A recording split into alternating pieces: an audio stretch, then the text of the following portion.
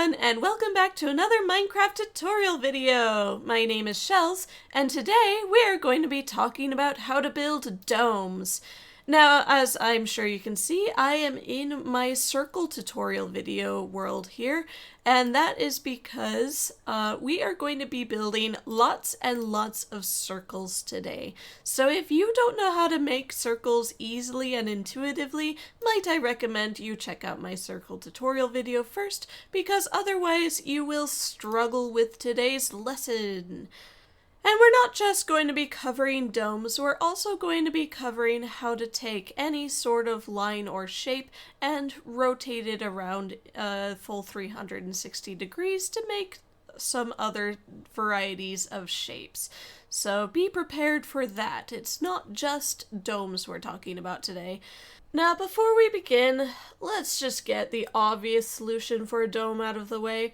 Since I just know that a bunch of you are going to comment, "Hey Shells, you use WorldEdit all the time, why not just use the sphere tool to make a dome?" So, alright, that's fair. If there are tools out there to make a dome for us, well, let's use it. We can go ahead and compare the dome we make with WorldEdit and see if there is a difference between it and something we build by hand. I'll go ahead and preface this by saying that I am not the most knowledgeable WorldEdit user, so there's a big potential that my method is not the best one out there, but this is what I do know how to do. The first thing you do is you grab an arbitrary tool. For now I've got my diamond sword, and we're going to turn it into a sphere brush. So we just use the command, brush,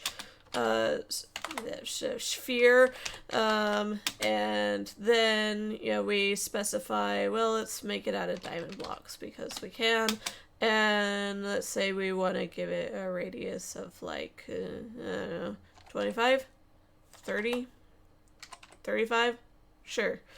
Alright, now the important part here is we want to make this thing hollow.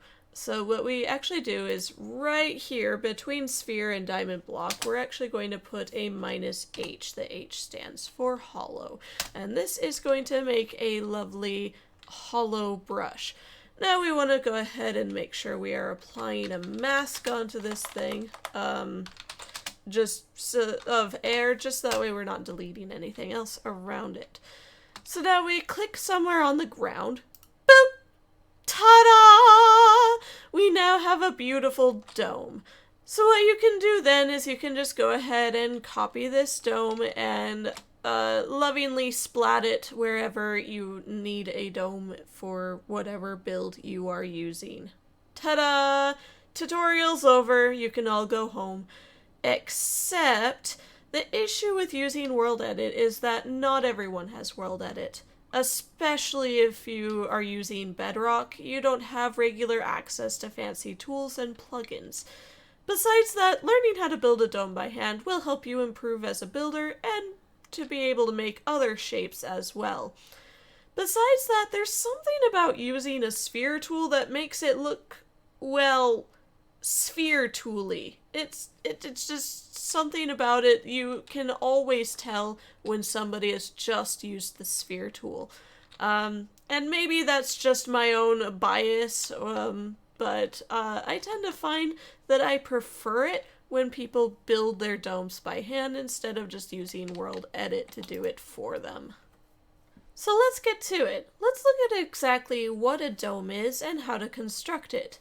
Now, I mentioned in my Roman architecture video that a dome is just a Roman arch, aka a perfect half circle, that has been rotated around a full 360 degrees. So to start off, we're actually going to start with a circle. Thankfully, I've had a whole bunch of circles conveniently laid out for me over there, so I just went ahead and copied one, so we can just come over here and say paste. Bam, we have a circle. So now what we do is, from this point, we're actually going to take this half circle and we're going to repeat it going up and across there. What we can then do is we can do the exact same thing over there. And what we're doing is we're making a giant plus shape of circles. Alright, now that we've got that in place, we need to start making more circles. So we are going to need to make a circle here, going around. A circle here. A circle here. A circle here. A circle here. You get where I'm going. We're going to make a lot of circles. Circle, circle, circle, circle, circle. And not only that, we have to come down here and make a circle going vertically here, here, here, here, and here. And we're just going to make circles going all the way up, as well as circles going down there. And we're doing that same thing for all 4 of these sides. So let's get started, shall we?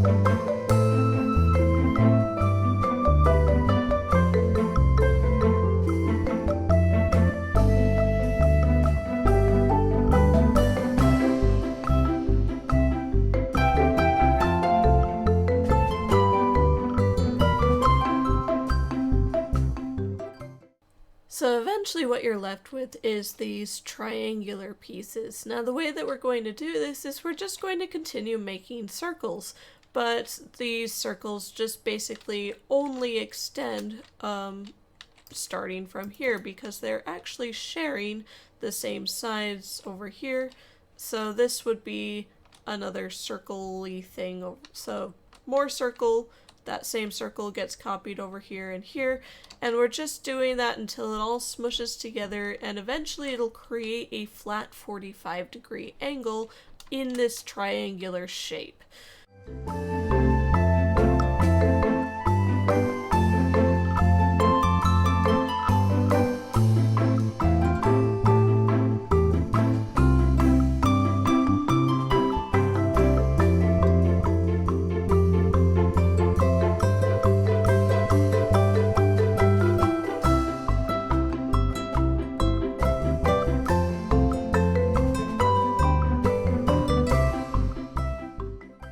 So now we have our cage-like structure. At this point, our dome is essentially done, but obviously we need to fill in the gaps. These gaps are pretty simple. You just start from this center spot. These are all supposed to be one circle here, so you just fill in the gaps, then fill in the gap for the next one, and so on and so forth until all of the holes are plugged. And with that, our lovely dome is completed.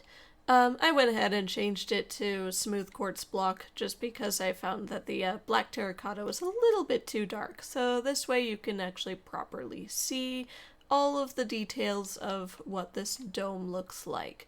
Now let's go ahead and compare with what we made in WorldEdit. I went ahead and made sure that our WorldEdit diamond sphere is actually the exact same size as what we built over there. It has the same radius of 34 blocks. So what are the differences? What do you notice? Well, in the WorldEdit one, you get more of these weird circular bulbous shapes, and I don't know if that's technically more accurate or what, but something about this one feels smoother to me. And that's just been my experience with the sphere tool. I don't know if that's better or worse, but I find that I, in general, tend to prefer this look as opposed to the WorldEdit sphere tool look. I'll leave that up to you for your own discretion as to which one you prefer. Now, before we move on, I need to point out a common pitfall you might be tempted to come across when you're making your circles. What you might be tempted to do is, for every circle that's on a 45-degree angle, you might be tempted to just, basically make the same circle as what's below, and just make it one block bigger. Now what the problem is that circles don't always flow from one size to the next very well. So what you have to make sure is that this circle that you're making up here has to be its own circle. It can't just follow the guidelines of what's down below. You have to make sure that you follow the same steps you did over there for making a circle for the next size up. And the reason for that is if you end up making, say you have a whole bunch of 45-degree angle circles here and you make them all like this, eventually what you're going to end up with is it's going to turn into a rounded square instead of being an actual circle.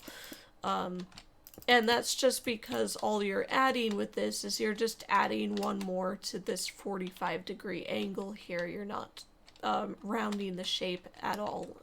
So what you would instead do is you'd have to add more instances of like a 1, 1, 2, and then a 1, and then go across, and then you'd have, stuff like this. So this could still be 1, 2, 3, but then 1, 2, 1, 2, and then it would be like a 1, 1, 2.